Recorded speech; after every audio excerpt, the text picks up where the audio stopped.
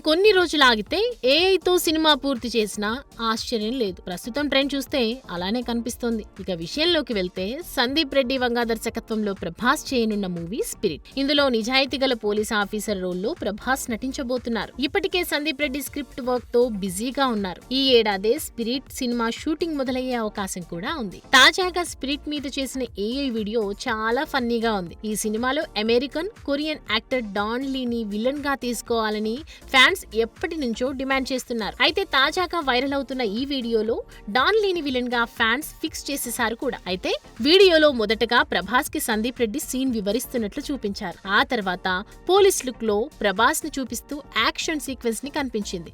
Cut చేస్తే Don Lee, Prabhas మధ్య fight వేశారు. ఇక షూటింగ్ తర్వాత ప్రభాస్ ఇంట్రో అంటూ టైటిల్ పడింది.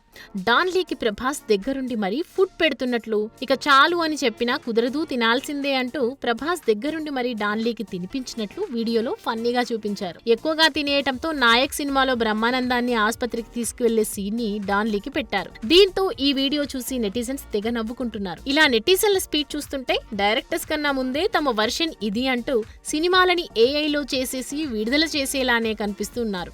అయితే చూడాలి మరి ఈ టెక్నాలజీ ఇంకెన్ని మలుపులు తీసుకుంటుందో. For more videos like this, subscribe Big TV channel.